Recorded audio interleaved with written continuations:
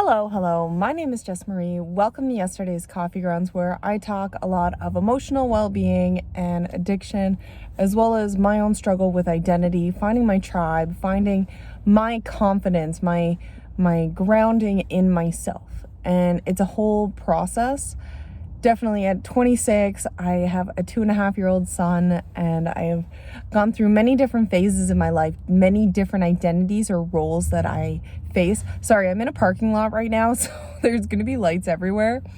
Maybe just set the camera down and listen if you want to listen. But anyways, I have always seen myself as a very well-rounded, versatile person where I don't fit into one box. And it's hard right now becoming a boxer and wanting to do amateur fighting. I'm trying so hard to resist turning my entire identity around boxing, because I'm much more than that. I am an artist. I am a conversationalist, a storyteller.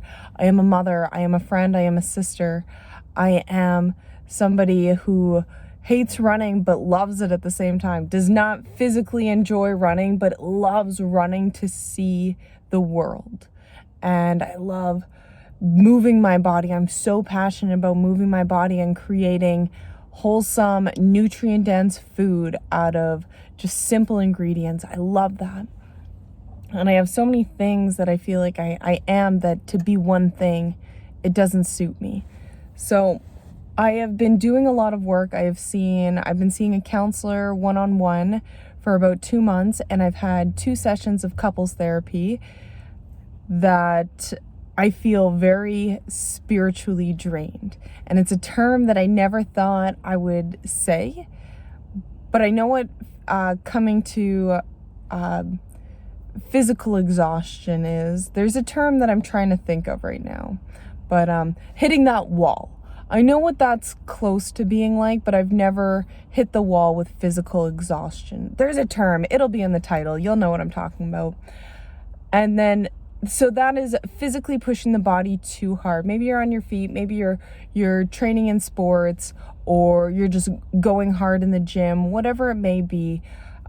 Physically exerting to the point of not having proper recovery is something that's a reality.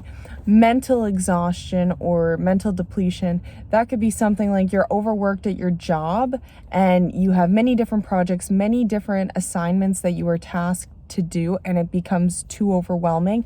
And you also have your responsibilities in your outside of work life, whether it's a family, whether it's commitments, and mentally trying to map everything out. You can get to a point of mental exhaustion or mental depletion. There's a friggin' word, there's a term that I can't think of right now, but it's there. And right now I am feeling this fatigue. Now I'm using all these different words. I'm trying to find what I'm looking for, but that's okay.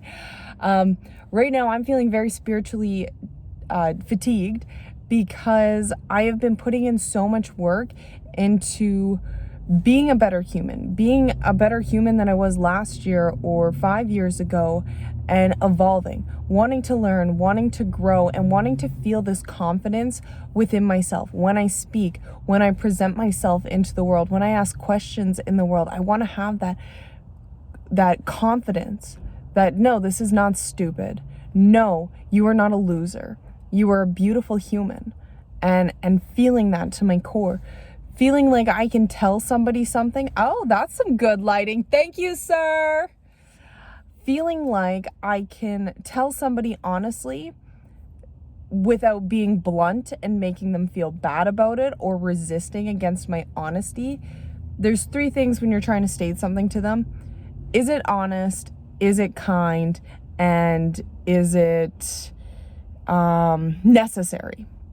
So I always feel like I hit it's honest and it's necessary, but the kindness I've definitely been lacking on. Very blunt, very cold-hearted, and I don't want to be that person. And I've had to take time on thinking, how did I become this person?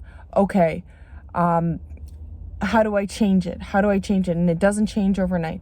I've also been putting in a lot of work of cutting a lot of my emotional ties with not only intimate relationships with ex-partners or lovers, whatever term that can be used there, but also with friendships that were not toxic and still scar me to this day. And I think why I have a difficult time making friends is committing to somebody, introducing them into my life and being scared that they're going to use me, or they're not going to genuinely like me for who I am. They just like what I have to offer, or like the idea of being my friend. I don't know if I can, it's hard for me to trust somebody to have my back, to be there. And I have many experiences that can come to answer why. But doing a couple of these things mentally, I'm constantly thinking about it, as well as my daily duties at home, making sure that there's food, and also spending that time with my son, that mental time with my son. Today I had a really tough time, and I'm so thankful Rob was home to be able to have both of us there. But imagine going through things in your life that are not serving you, and it's like, okay, how did I get to this point where I have a tough time making friends? Let's use that as an example. Thinking of a friendship that really hurt me, or an incident that really hurt me, but then at the same time, a little person is like, there's a fire in my kitchen. And it's not a real fire, but the urgency for him is real. So I need to all of a sudden urgently. So trying to now find time slots in the day to do my mental thoughts. So if I do it first thing in the morning, then I'm kind of screwed for the day, because I started thinking about that throughout the day and what I can do. And then I think of people to call or apologize or thank in my life. And I'm getting to a point where I just feel so spiritually exhausted and I need to take a break. And maybe someone who's watching this also feels that way, where they're putting in this spiritual work and digging into their shadow self, digging into the side of them that they have buried and hidden, and they're bringing it to light.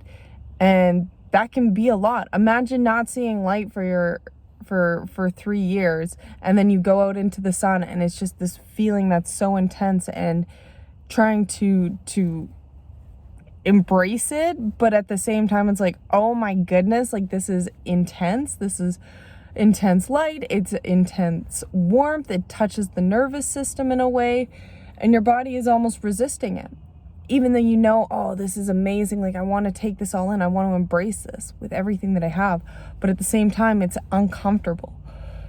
So Saturday I hung out with a friend. I told him about my counseling, and he was kind of joking about it, but it went a little bit too far, where he started, Jessica, how do you feel about that? Oh, well, I'll tell him how I feel. No, how does your body feel about that?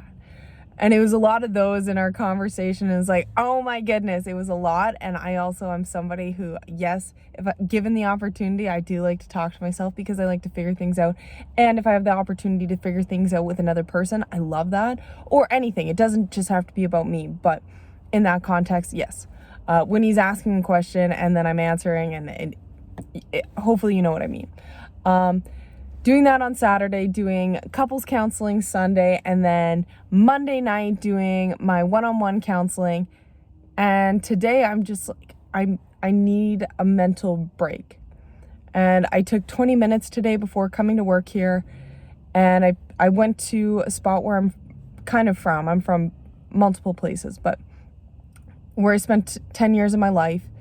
And there's one trail that I've never ran. I always said I was going to bike this trail or walk along this trail, and I never did. It's right along a lakeside, and it's gorgeous. And I just pictured myself running on this trail earlier in the morning, because it's hot there, and just jogging and seeing the water, seeing the trees, feeling the breeze, seeing clay rock on one side and water on the other side, and thinking about jumping in, but knowing at the end of this run there's a bridge, and just focusing on that.